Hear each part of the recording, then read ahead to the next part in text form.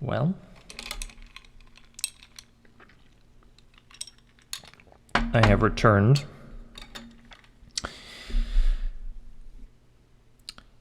How does a magician, how does a wizard emerge out of nothing? How do they just show up?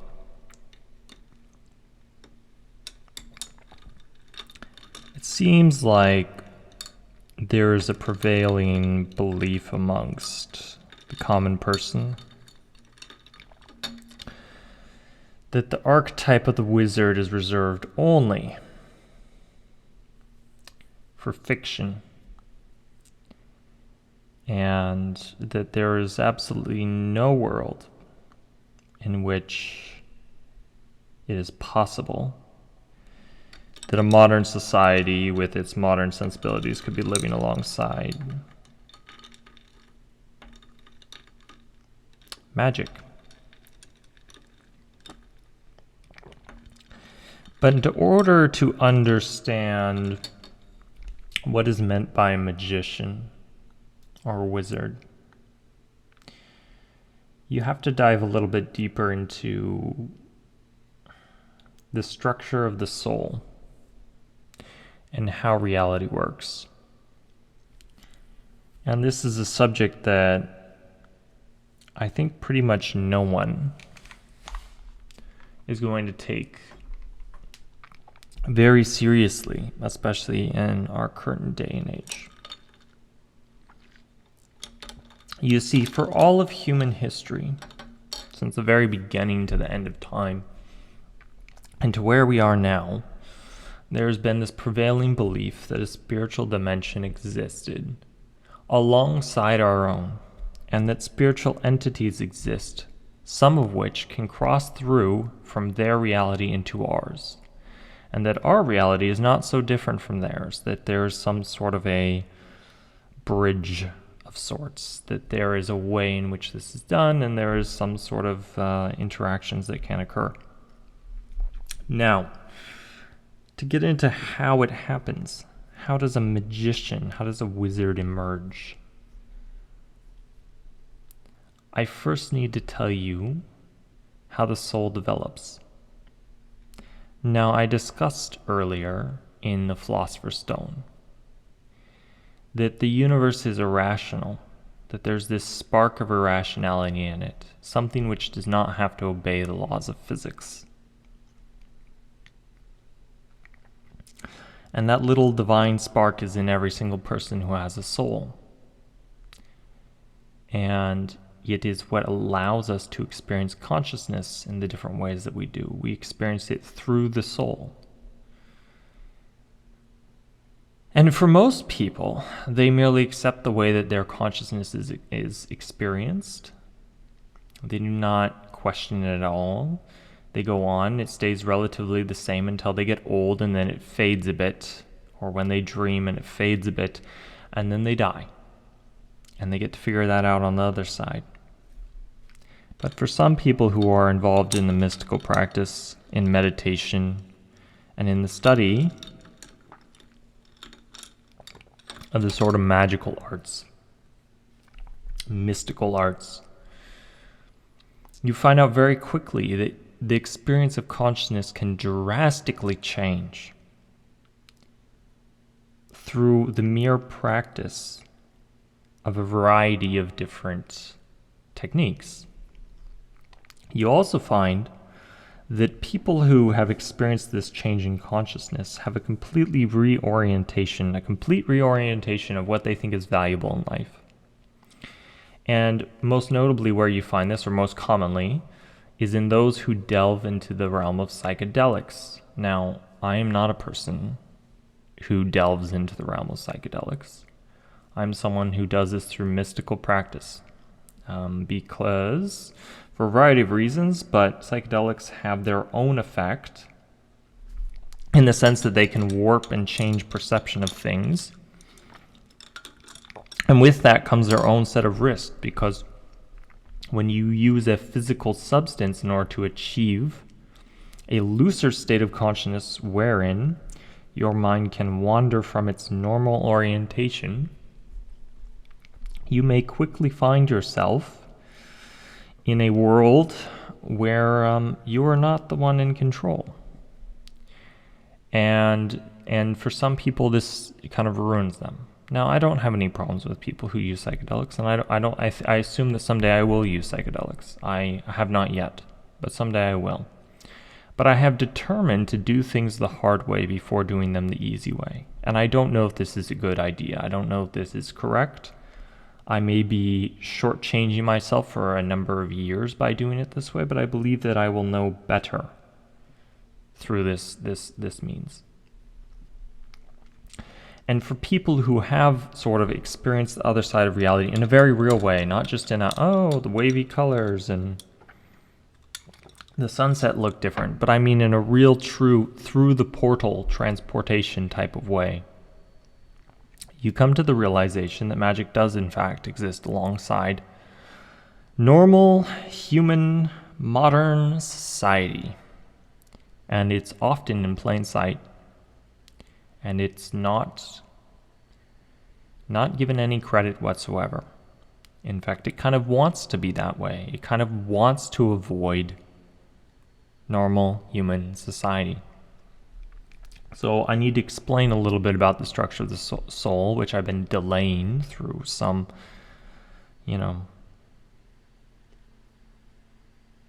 some tangent, I guess is what you would call it. So most people are familiar with one bit of the structure of the soul.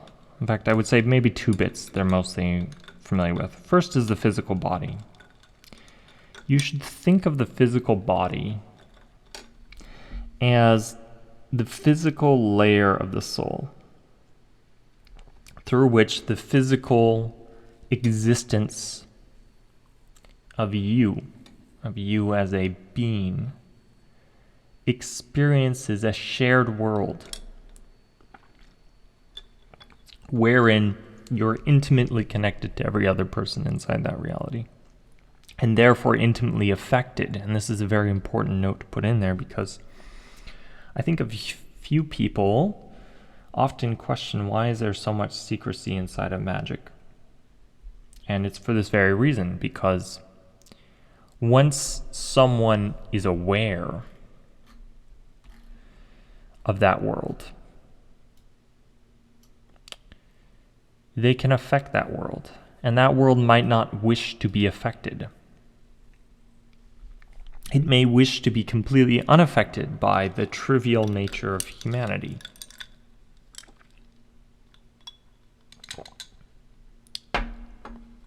By their hubris and their selfishness and their desire to control.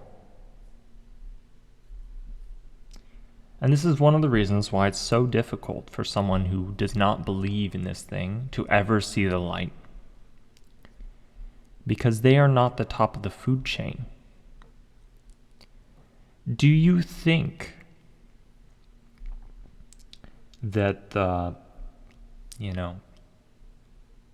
animals that we farm, the plants that we plant, the orchards that we tend, do you think that they will someday become aware that there's a gardener, that there's somebody looking after them for some purpose, sometimes good? In the case of a fruit tree, the fruit tree must be very thankful to the farmer or to the one tending the branches, that he takes care to keep the tree healthy, that he waters it, that he protects it from frost, that he picks its fruit and distributes its seed and makes sure that it does not go extinct. And for a time, the cultivated animal, or the domesticated animal, also thinks the same thing. That it is cared for, that it is taken care of, that it is looked after by a almost godlike entity, that it, who knows what it calls it, but the farmer, the human, is seen as a quasi-divine entity, because it can cure disease, it can produce food, it can take care of malnutrition, it can ensure the safe delivery of children. And if you're listening to what I'm saying, of course the plants probably are very neutral towards us if they know anything at all. I suppose there may be some form of intelligence happening down in the root system, but I doubt that they have any objections, as it is their nature simply to grow.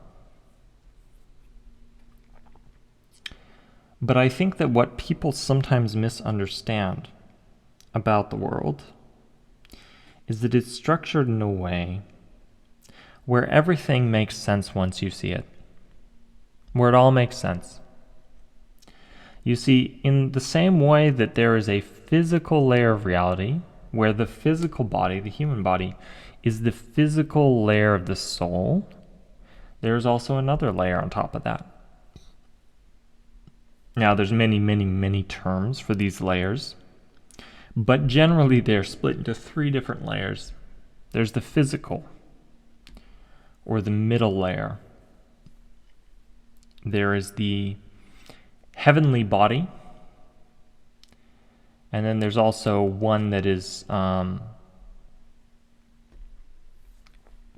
sometimes referred to as the shadow, or the lower body. And the heavenly body, the experience of the heavenly body, once you have gone through the portal, so to speak, and entered a different realm, gone beyond the body, left it, and entered as a soul, as a consciousness into the body, the heavenly body, there is a sort of eternal nature to it that is evident, and it's because you're moving closer to the nature of consciousness. As you go up, you move closer to the nature of consciousness, and so you will experience eternity, in a sense. Now, I don't really believe in immortality because I believe in choice, and choice negates immortality because you could choose to die. But it is definitely possible to be eternal, or at least that's what it seems to be. And so there are essentially 3 main spiritual layers, and there is a layer that correlates with the physical world as well. It sits right on top of it. And so these are the 3 layers of the soul. Now there is potentially a soul layer for every realm of energy. And there is potentially many different types of energy that exist inside that realm. And when you travel through these heavenly realms, as you go up, there's a distinct change in the feeling of being there, if that's the only way to describe it. Some people say a vibrational level. They talk about raising your vibration, which is, I think it's hilarious how they apply it today. It doesn't seem like any of them even know what they're talking about. But the structure of the soul is this, that there are 3 distinct realms of energy, and that the soul is a sphere. It is a philosopher's stone, and it is irrational. It is an infinite thing contained inside of a finite thing. And I know I've said this before, and I'll say it again. But it does not conform to the laws of physics. It does not obey anything that you think of as some sort of authority. It is king. It is supreme. It is divine, if it chooses to be. And while you are in the physical body, and while all your consciousness and your energy has moved down into this realm and forgotten who it was, and the reason you forget is very simple, because you move down. You're no longer where that information, where that memory resides. And so, in this world, you often forget. And it's a great shame, because then you have a sort of conformity that takes place. And so going back all the way to the magician, what is the magician?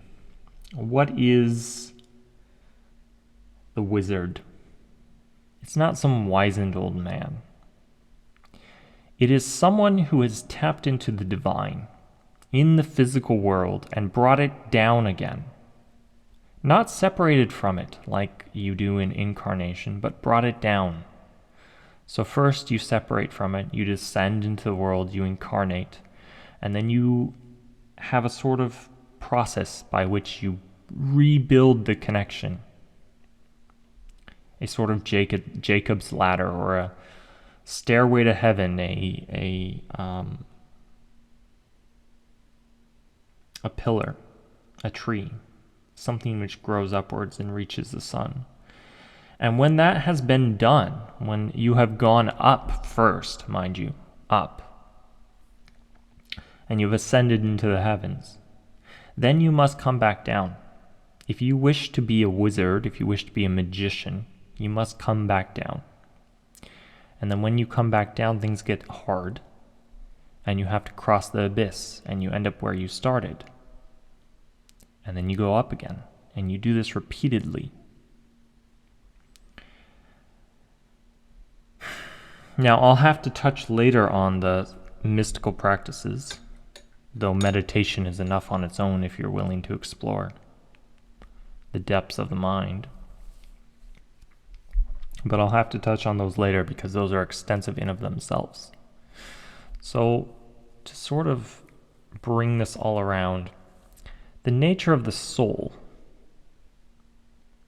is a multi-layered sphere. And it is capable of anything if it awakens. But the awakening process is so difficult that people, or so counterintuitive, I should say, there's not necessarily, it is not effortful. It is not something which requires effort. It is effortless. But it's still difficult in the sense that it is counterintuitive and it will ruin your life many times over, potentially, before you get it right.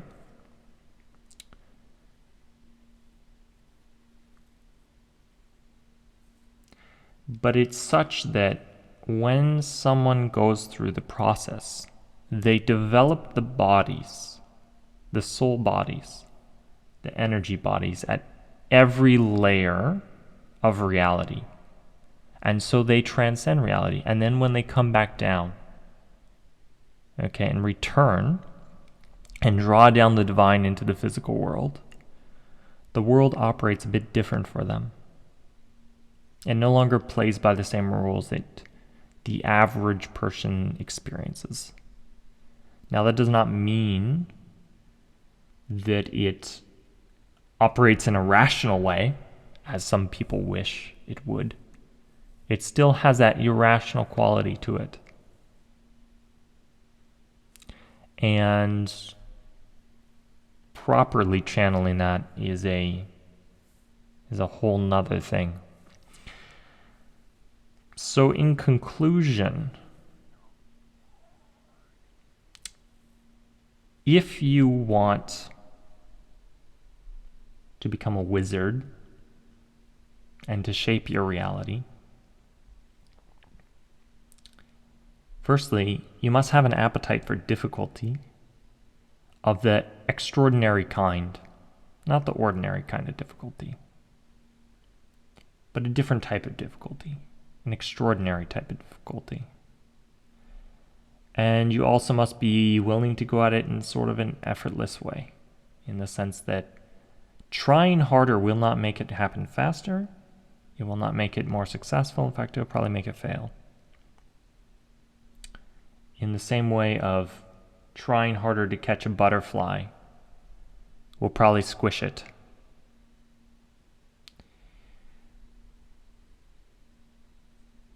But if you do so, you will find yourself a matured soul that has access to a whole nother world, that if people knew how different or how crazy or how better or how whatever it is, they would give up anything to have it. But inside all of that, there's a sort of secrecy that remains. And that is that the irrational can never be rationalized. And so it is impossible to talk about in a literal manner. Only symbolic manners work. And it's there and then it's gone. And very, very, very few people can hold on to fire and not be burned.